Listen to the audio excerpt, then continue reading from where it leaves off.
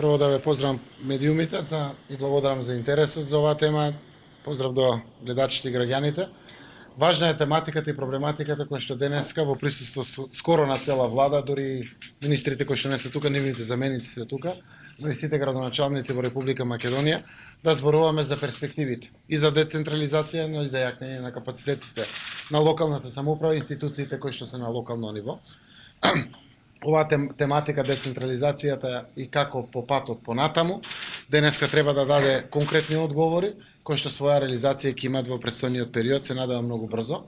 а дел од овој процес е веќе почнат. Ќе ги кажам само првите впечатоци после завршувањето на локалните самоуправи, локалните избори есента 2017 година, извадија на површина дека општините должат повеќе од 6 милиарди денари и локалните предпријатија заедно со локалните институции дополнително 8 милиарди денари, тоа се 14 милиарди денари или близу 250 милиони евра. Еден дел од тоа општините го успеа сами да го менеджираат, другиот дел сега ќе се исплати со 50 милиони евра кои што владата со ребалансот за 2018 година го обезбеди и почнуваме со тоа да ги зајакнуваме и враќаме општините во нормала во Република Македонија. Процесот продолжува понатаму, 70 милиони евра уште во првиот квартал 2019 година ќе почнат да се имплементираат за локални патишта,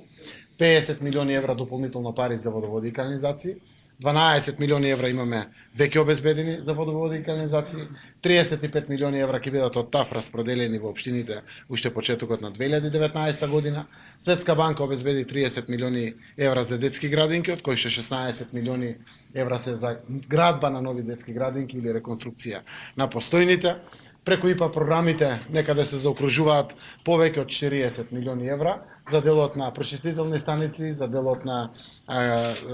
депониите кои што ќе се отварат во Македонија, односно се афирмира некој буџет кој што во следниот период би бил поголем од 230 милиони евра. Сето тоа треба да ги зајакне општините и да ги доведе во капацитетност за да го примат вториот бран на децентрализација на власт.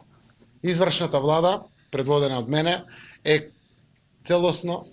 про децентрализација на власта, а овие 13,5 години се доволен временски период да направиме пресек и да донесеме одлука кои се следните чекори на децентрализацијата на власта. Тоа значи и нови чекори на финансиска децентрализација и во делот на пуштање на делот процентите или средствата од данокот на додадена вредност, кој што ЗЕЛС ги има како своја аспирација и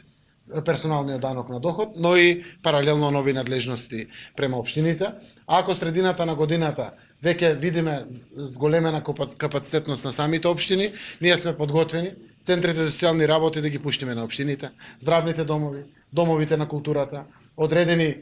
дејности од јавните предпријатија, како што изведбата на регионалните патишта, како што изведбата на системите за наводнување, одредени приходи да ги зголемеме кои што досега не се приходи на општините по други основи, но очекуваме исто така и од општините да подобрат својата наплата на данокот на имот, на фирмарината, но и наплатата на комуналиите или приходите од продажба на градежно земјиште, односно да покажат паралелно капацитетност за севкупниот раст и развој на Република Македонија, затоа што тие се сериозен партиципиент во севкупниот раст и развој на нашата земја. Така да, со помош на ОПСЕ, со помош на анализите од Светска банка, но и многу други меѓународни организации кои што ни помагат, верувам дека до крајот на првиот квартал ќе бидеме на чисто што е тоа што е подготвена Македонија за следни фази на децентрализација на власта. Владата е подготвена, јас верувам и парламентот ќе даде поддршка во нови законски решенија за да ги јакнеме општините во Република Македонија. Втора тематика е како да имаме равномерен регионален развој.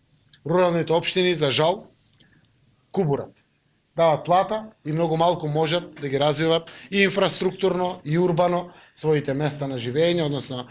местото на живење на граѓаните кои што живеат во таквите рурални општини. Мора да донесеме одлука за идните модели на функционирање на системите за локална самоуправа. Секако мора државата да изнајде начин како ќе пушти повеќе пари за развој на руралните општини, за да имат приближно равномерен или еднаков развој и раст како градските општини. Јас верувам дека разбирањето што постои помеѓу извршната власт и управниот одбор на ЗЕЛС и сите градоначалници во Република Македонија